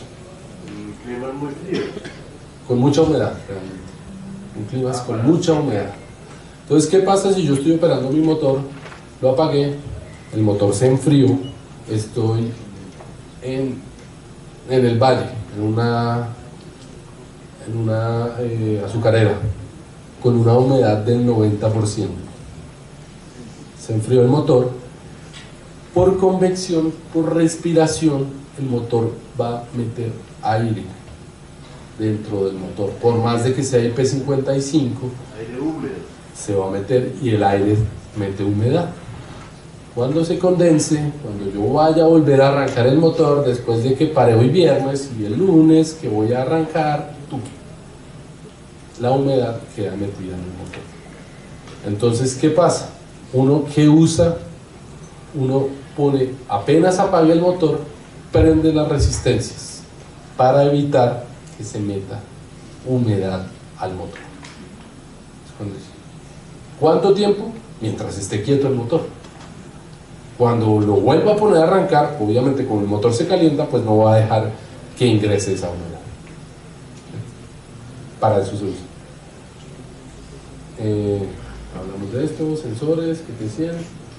Y el encoder. El encoder normalmente se usa en aplicaciones cuando yo estoy usando variador de velocidad. ¿Qué es un encoder? Un encoder es un sensor de velocidad. Entonces, anteriormente se usaba un taco, que era un taco generador, que básicamente generaba una tensión en DC conforme la velocidad aumentaba, y era una curva lineal, pero actualmente se usan encoders. Un encoder es un sensor óptico realmente, que lo que hacen es ponerle o el sensor es algo obviamente encerrado, pero dentro del sensor viene un disco con agujeros, y hay un sensor óptico que mide el paso de esos agujeros. Entonces ahí es cuando uno dice que el encoder es, por ejemplo, de 1024 pulsos por revolución, o sea que ese disquito tiene 1024 agujeritos, ¿sí? O 2048, o el número que traiga, que uno pida. A mayor número, mayor precisión. Y eso es lo que me va a hacer es realimentar a mi variador de velocidad para hacer un control de velocidad más preciso, más eficiente. Eso es lo que hace. ¿Podría repetir lo de los arresters y los capacitores? Los arresters o capacitores, puedo usar de uno u otro. Básicamente, ¿qué pasa? Cuando yo tengo una instalación, por ejemplo, de 6.6 kilovoltios, ¿cierto? El equipo está trabajando esto, pero yo no voy a tener en ese sistema solo conectado mi motor. Yo voy a tener cualquier otra cantidad de cargas, otros motores, variadores, arrancadores suaves, etcétera, etcétera. Y hoy en día se hace cada vez más común el uso en las redes de equipos no lineales, o sea, electrónica de potencia. Llámese arrancadores, llámese variadores o similares. O el mismo switcheo. Tengo algunos switcheos. En esos switcheos, que es lo que me va a hacer esos equipos, se van a generar algunos trascientes en tensión. Entonces, lo que hace esto es minimizar ese efecto en el motor, porque pues en la red tendría que poner algo mucho más grande, pero por lo menos en el motor me va a minimizar los picos de tensión que él pueda llegar a ver. ¿Como diodos? Realmente no son diodos, pues hay alguna de electrónica de potencia invertida que lo que hace es no dejarme pasar hasta cierto nivel de tensión. No, esto no es nada del arrancador. Esto simplemente es un sistema de protección que me minimiza los picos que él puede ver de trascientes. Sí, algo así, que él me puede ver. Acá pues sería como un pasabajas, porque pues la frecuencia sería, o sea, no me deja pasarlo, solo me deja pasar la frecuencia de 60, que sería en este caso lo que usa. Perdón, ¿el taco qué es? El taco es una especie de sensor de medición de velocidad, finalmente. Lo que pasa es que anteriormente, hace unos 20-30 años, los sistemas de realimentación de velocidad eran todos taco, que es un taco generador.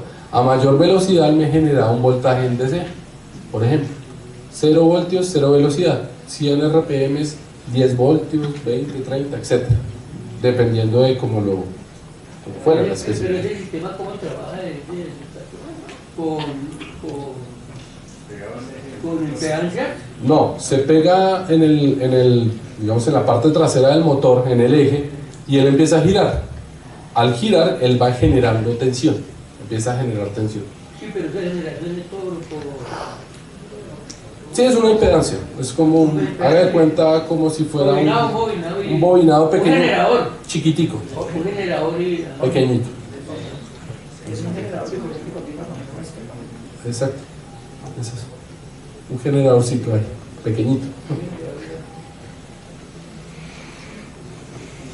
Aquí está lo de las protecciones de transientes.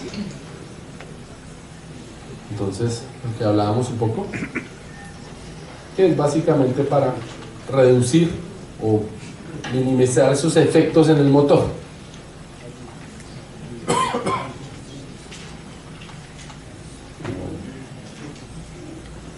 Los surge capacitors, que básicamente eran estos, que son estos, que limitan esa pendiente o la pendiente en el trasciente de tensión, de voltaje. Y pues básicamente, ¿qué hace? Pues como los motores tienen un aislamiento, pues van a proteger el aislamiento del motor, que no lo deteriore.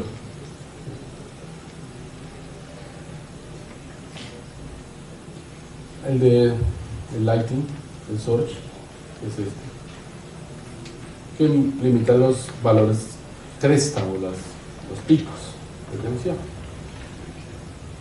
Todo esto puede ir instalado dentro de la caja o la bornera del motor. Entonces por eso vemos a veces unas cajas bastante voluminosas, porque tienen algún tipo de protección de transientes, ya sea una o la otra. El uso del combinado de ambas va a ser el volumen de las cajas. Aquí vemos digamos que por ejemplo una caja con un motor, que la caja es bastante voluminosa, lo que hablamos. Puede llegar a ser bastante voluminosa.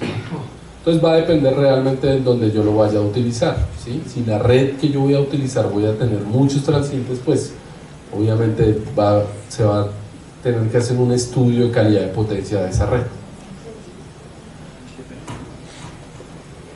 Y pues obviamente ya acá nosotros también tenemos un software para el diseño de todo esto, en donde realmente hacemos o verificamos qué es lo que la aplicación, qué es lo que necesita, cuáles son los torques de arranque, cuáles son las características de corriente, qué tan fuerte es el sistema, qué se necesita, velocidades, deslizamientos, etcétera, y donde uno hace todo esto, digamos que diseño dependiendo. Hay que tener en cuenta que cuando uno habla de máquinas de media tensión, no se hace producción en serie. O sea, yo no es, oiga, deme 5 motorcitos de 1000 caballos ahí, déjenlos acá guardados, que no. Cada motor de estos es un proyecto particular, porque va a haber una necesidad particular y se hace un diseño particular. Lógicamente se basa sobre diseños ya realizados en fábrica, y lo que uno hace es o tomar esos diseños o hacer unas pequeñas modificaciones. Entonces, por ejemplo, los agujeros un poco más grandes, la longitud de las bobinas un poco mayor, menor, etcétera, y no se hacen tampoco, digamos que se trabaja sobre esos diseños para adaptarse a la necesidad. Entonces aquí vemos un poco cómo uno plantea las curvas, qué es lo que uno quiere, cómo quieren los arranques, etcétera, etcétera. Aquí pues en general el equipo nos da unas características básicas de cómo queda el motor, tensión, la conexión, frecuencia, corrientes, las velocidades que quedan, cómo quedan los pesos del rotor, del motor, las pérdidas que vamos a tener en general o estandarizadas, que son pérdidas por fricción, en el hierro, en el estator, en el rotor, etc. Se hacen, digamos que, todo el análisis previo al diseño de un motor de estos. Y finalmente el software nos va a entregar las curvas de cómo se va a comportar el motor, que son básicamente lo que yo les he mostrado acá, que son simulaciones de cómo quedaría un motor y cómo se comportarían en sus curvas. Entonces acá lo que se hace realmente es cambiar cómo viene el diseño rotórico, que es ya, digamos que muy de planta o de fabricación del motor.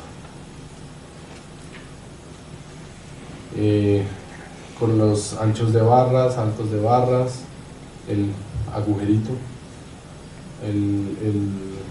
qué tan grande es el slot.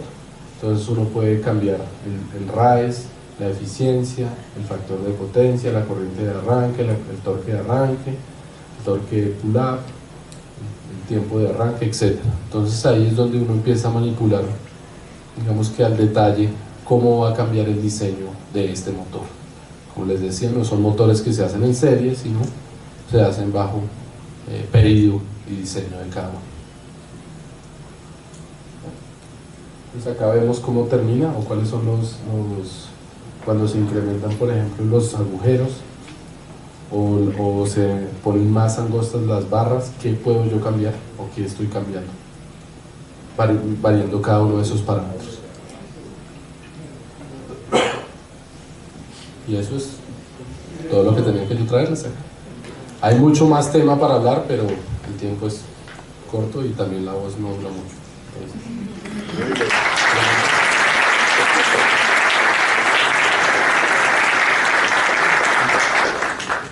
¿preguntas?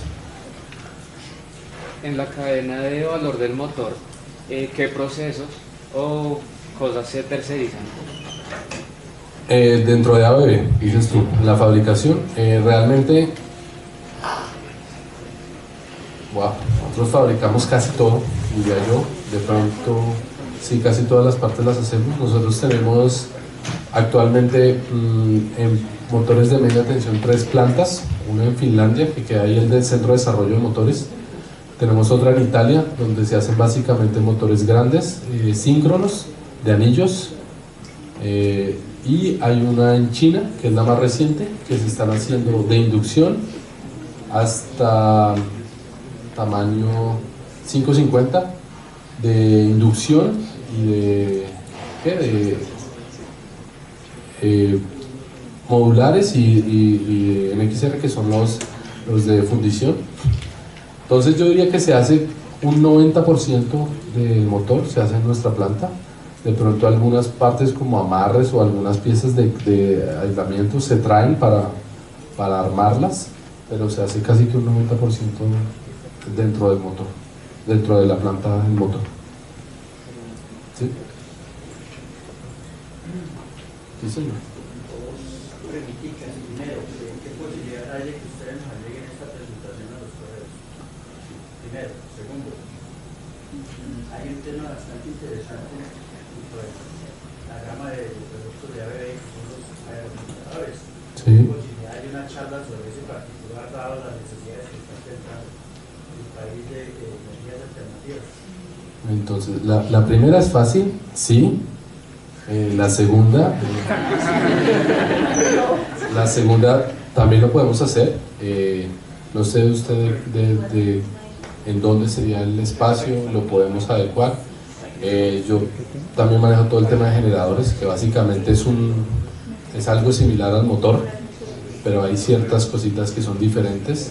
Actualmente en nuestro portafolio de generadores normalmente fabricamos generadores para lo que son plantas de vapor y diésel, lo que son aerogeneradores, que son eólico básicamente, y también lo que son otro segmento que tenemos son los grandes generadores para barcos, lo que es industria marina.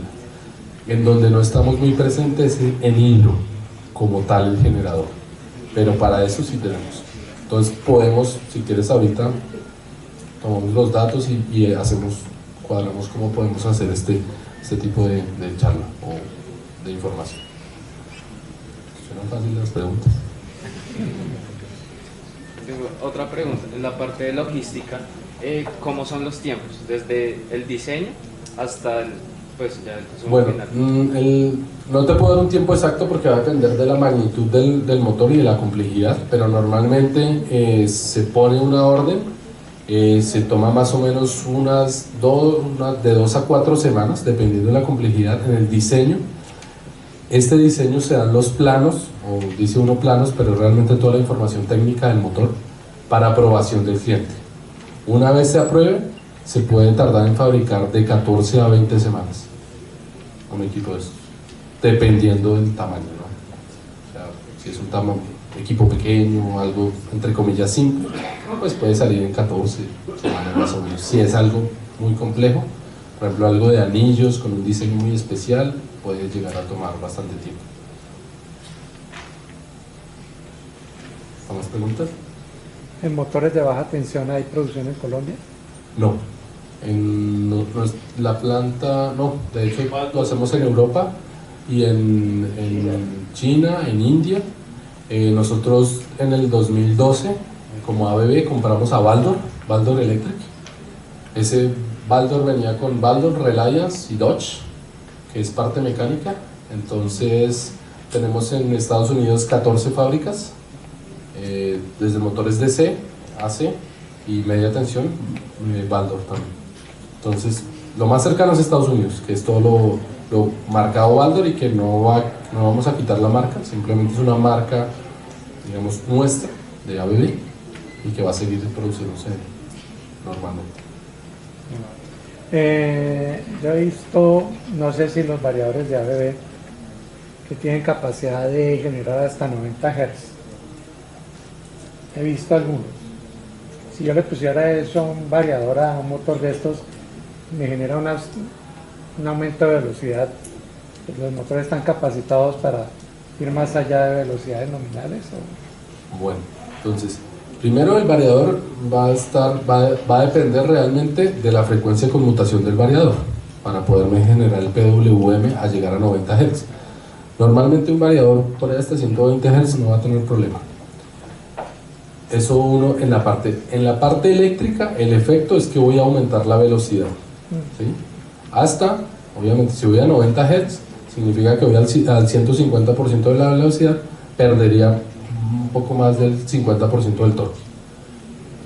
Si no es importante el torque, o sea, si la aplicación me lo da, la otra limitante son los rodamientos. Entonces, normalmente, vamos a ver de qué velocidad nominal estoy hablando del motor. Si es un motor, el más común, que es de 4 polos, que sería de 1800, no tendría problema siempre y cuando usara, en este caso iría, si son 1800, subiría 900 RPM más, o sea, como a 2700, o sea que no tendría problema porque podría usar los mismos rodamientos de un motor de 3600, o sea, 2 polos, o sea, no tendría problema, podría hacerlo sin ningún inconveniente. Pero toda esa información tocaría, sobre todo en motores de media, indicarla en el diseño, porque él va a tener una velocidad máxima, te lo digo más, es mecánicamente que eléctricamente. Realmente la limitante es mecánica. No habría problema.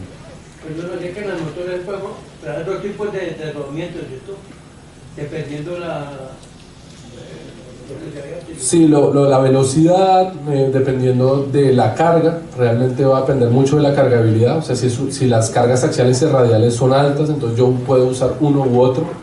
Y sí, también del tamaño del motor. Para cierto tamaño en adelante yo ya solo puedo usar rodamiento montado, o sea, chumacera, me toca sí o sí, y también dependiendo del tamaño me tocaría ya con circuito de recirculación de aceite, pero sí lo puedo usar.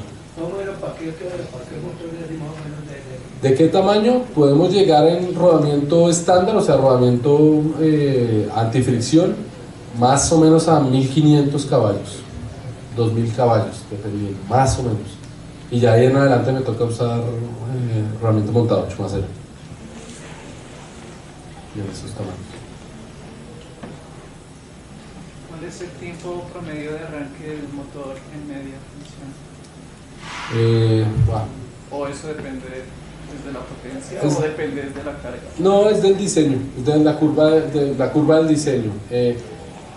Si estamos hablando en tiempos, digamos que obviamente ahí va a depender de la carga, entonces del tipo de carga, ¿no? Normalmente por norma están dimensionadas las cargas por clase o clase de arranque. Las clases son 10, 20, 30, pues siguen subiendo, ¿no? Normalmente lo que son cargas pequeñas, o sea que no tienen, cuando uno habla de cargas pequeñas se refiere no al tamaño sino a la inercia. Entonces lo que hablamos, por ejemplo, arrancar un ventilador me va a tomar tiempo porque tiene mucha inercia. Entonces un ventilador puede ser una carga clase 20, una trituradora o de este tipo puede ser clase 20 o 30, una bomba estándar de no mucha inercia puede ser clase 10. Entonces realmente la clase está determinada básicamente en un tiempo estimado, o sea que lo que se refiere a la clase es que, por ejemplo, si es un clase 10, que me va a tomar casi 10 segundos tomando más corriente de la nominal hasta que se normalice, ¿sí? O sea que toma su periodo de arranque y así sucesivamente cuando voy creciendo de clases. Va a depender realmente de la aplicación más no del motor, ¿sí? Una pregunta, la lubricación de un motor, ¿cuánto tiempo dura o cada cuánto se tiene que hacer mantenimiento para el mantenimiento de la lubricación, ¿correcto? Sí, correcto. Bueno, eso va a depender de horas de funcionamiento. Entonces normalmente se hacen por ciclos pueden ser 5000 o 10000 horas, va a depender de la cargabilidad. Entonces si tiene, por ejemplo, muchas cargas axiales o radiales, el tiempo de mantenimiento puede ser más corto, 5000, 10000 horas. Si la carga es baja puede llegar a las 15000 o 20000 horas, dependiendo. Hablamos de motores de media tensión. Para ustedes, o es una norma general para todos los fabricantes, ¿cuál es el mínimo y el máximo de nivel de tensión, hablando en ese rango de media tensión? En media tensión nosotros podemos llegar más o menos hasta 15 kilovoltios hasta un rango. De hecho, nosotros lo hacemos es por rango. Hacemos, por ejemplo, de 1000 a 5000 voltios y allá fabricamos. Lo que pasa es que la tensión aquí nominal se usa 3.3 más o menos, o 4.116, que es lo que se usa acá en Colombia, pero el aislamiento llega a 5000. Después el que usamos en Colombia es 6.6, que usamos rangos hasta 8000 kilovoltios, y después nos vamos hasta un rango de 14 o 15 kilovoltios, ¿sí? Entonces, pues tenemos de hecho, nosotros como ABB somos el fabricante que tenemos los motores más grandes acá en Colombia. Son motores de 10.000 caballos que están puestos en estación de bombeo, y hay otros en Cartagena, en plantas de petroquímicos. Están 2 motores también de 10.000 caballos. ¿Listo? ¿Tomás? Allá. ¿Ustedes también diseñan los transformadores dependiendo del motor? Sí, realmente el transformador, pues bueno, yo no soy de transformadores, igual nosotros tenemos una planta de transformadores acá en Pereira, pero el transformador se puede diseñar dependiendo de la carga, no tanto para el motor. Cuando se hacen transformadores especiales realmente son más relacionados cuando va a arrancar con variador de velocidad, que el variador requiere, o algunos tipos de variadores, por ejemplo un 12 pulsos, requiere un tipo de diseño especial en cuanto al devanado. Sí. En cuanto a eficiencia de motores de media tensión, ¿en qué nivel están actualmente? Bueno, en media tensión la normativa de eficiencia no aplica, ¿sí? O sea, no existe lo que hablaban de IE1, IE2, IE3. Realmente esa es una normativa para baja tensión. Sin embargo, como yo les mostraba en la parte del diseño de la eficiencia, ahí mostramos, digamos, que todo el tema de cómo es la eficiencia y dónde están las pérdidas localizadas. Entonces, como no hay una estandarización, no te puedo decir somos IEX porque no existe, pero sí tenemos o somos líderes en el tema de eficiencia. ¿Sí? ¿Tomás? Muchas gracias.